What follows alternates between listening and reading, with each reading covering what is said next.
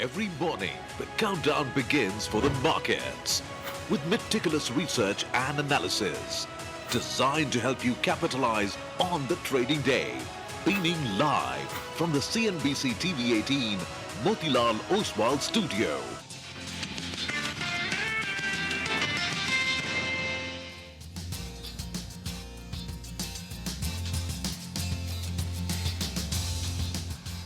Good morning. You're with us here on a fresh new edition of Bazaar Morning Call. We are coming to you live from the CNBC-TV18 Motilal Oswal studios. It's a Friday, but it promises to be an interesting one. Markets have done well over the last 5 or 6 trading sessions, and they're at important resistance levels as well. I'm Prashant, with me, my colleagues Surabhi and Nigel. Guys, good morning. Morning. Hi, morning, folks. Thank God it's Friday.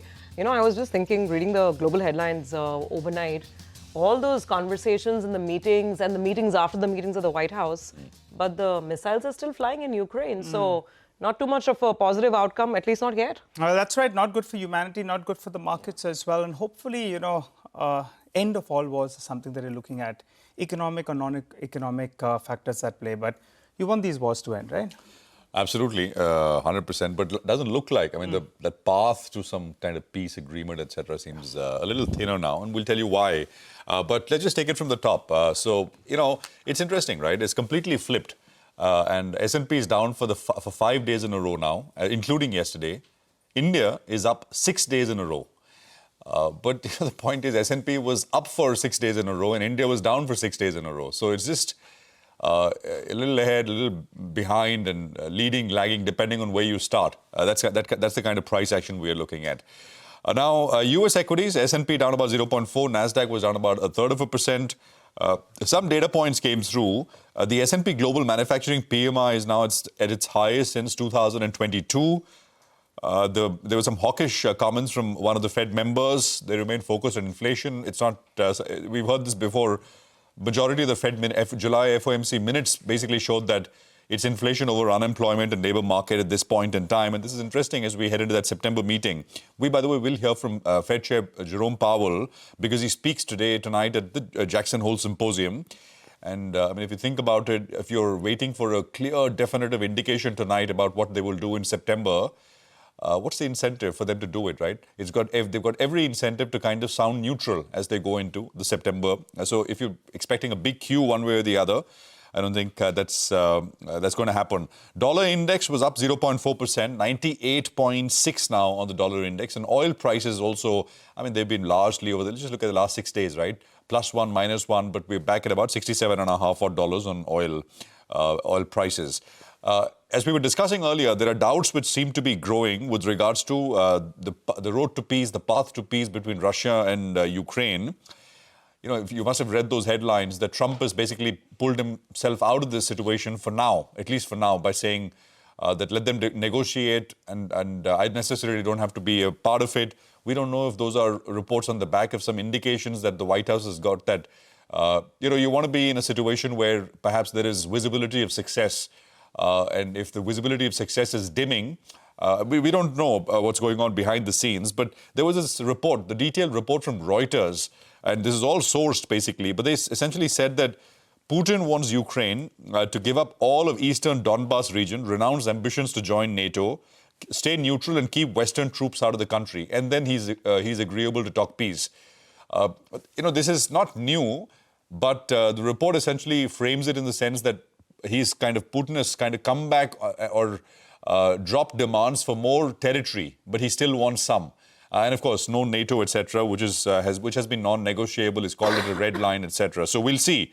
By the way, related to this, the Trump tariff deadline looms, which is 27th of August, which is the coming Wednesday, next week, by the way, which is for that additional 25%. And there was more of the same in terms of commentary from top trade advisor Peter Navarro last night. And again, sort of calling India out and how India is profiteering, buying cheap oil, refining it and selling it back to Western Europe and sort of other parts of the world. So nothing new in that sense. We've got a soundbite. We'll probably play that out for you a little later. So not very much has changed in that sense from a global perspective. Now, I'll just come to the local levels here, Nifty Bank. So we yesterday at the day's high almost got to the 61.8% retracement, which is 25,160. I think yesterday's high was 25,153. So you almost got to it. So the resistance now is that level, 25,160, of course. And 25,255 is basically a swing high, which we saw. I mean, if you just go back the last 2 months or so, and it's a region where the market's found a fair bit of resistance. So that's broadly the resistance zone in the very near term. Support stands at 24,925. It's moved a little bit. It's the 40-hourly exponential moving average. It's moved up a little bit. So closer to where we left off. The Nifty Bank is slightly weaker. I mean, just on a relative sense, it's not been doing as well on days when the Nifty has done well. It's retraced, by the way. The Nifty is retraced 50%. It's at 61.8. The Nifty Bank is retraced only 38% of the decline. Here, the resistance is 55,915. And then the 50% retracement, which is 56,267. And the immediate support is the gap area between last Thursday and the open this Monday. 55,472 is the high on Thursday, and 55,577 is the lower end of the range on Monday when we started this week. So that's basically technicals for you, levels for you. GIFT Nifty gives you a quick sense of how we are likely to start. It's down about 70 points. 6 days in a trot, the markets looked strong. So I think it's agreeable, right? Has to be agreeable. About 70 points low. We'll see how things pan out as we kick this off. Nigel, F&O. Well, yesterday, the weekly expiry actually went to the bulls, but it wasn't very, very convincing because we ended off the high point of the day. However, for the week itself, Prime Minister Narendra Modi's GST rationalization promise and the S&P upgrade has worked well because the Nifty will be performing a little better or in line with what the rest of the globe is doing. That is this week so far. Year to date, actually, we're underperformers, but that catch-up trade is playing out, and that will be heartening from a bullish perspective.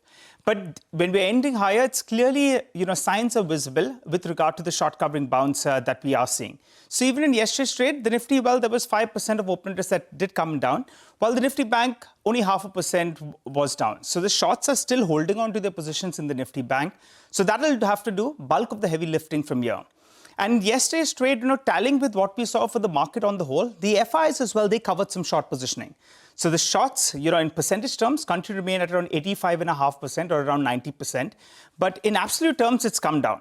And if you pull up a chart, you'll see all through the week, there has been some short covering that we have seen. So from the peak of around 1.85 lakh net contracts on the short side, the FI short positioning has come down to around 1.68 lakh contracts, telling you that 10% of their short positions have covered out so far, and that's helping us move higher.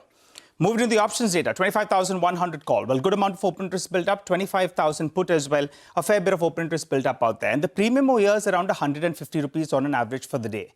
So that's why the resistance mark, if you add that 150 to 25,100, 25,250, that's the important mark. Actually, it's a bit of a band because yesterday we went to around 25,150 and that level got rejected. And going by the options data, the 25,250, that's going to be the important resistance mark. While the reference point on the downside, going by the options data, is at around 24,900. So the good news is the Nifty Bank has taken off all the technical levels, 20, 50, 100, 200 DMA. However, the Nifty Bank is unable to do that. So though the Nifty has taken off all those technical resistance levels, the Nifty Bank is still facing resistance in that vicinity of around 20 as well as the 50 DMA. Moving to stocks then that we're looking at, we had alerted you yesterday. Titagarh could possibly come out of the F&O ban. It's out of the F&O ban. So I'll keep an eye out on this stock. There is some good fundamental news as well that's come in there. So that's the stock on our radar. And telecom has suddenly started doing well. And now there are hopes with regard to Vodafone Idea. So the stock that we'll be looking at is Indus Stars, has underperformed in the last 1 month, but that's a stock I'll keep on my radar. Well, it's been a good pullback by the Nifty. 700 odd points from the lows. The low that we hit was on the 8th of August. And from that level, the market's had a decent pullback. Does it have the steam to go on further? You saw the implied open just a while back. It's 70 points lower, which is a bit of an outlier because other Asian markets actually are holding up this morning. So once again, let's see if India can continue on the green path or not. That's the rest of the picture. Japan this morning has got very hot inflation data. Despite that, the market's doing well. China's doing well as well. But let's see if the bulls will pause for breath here in India. Well, we've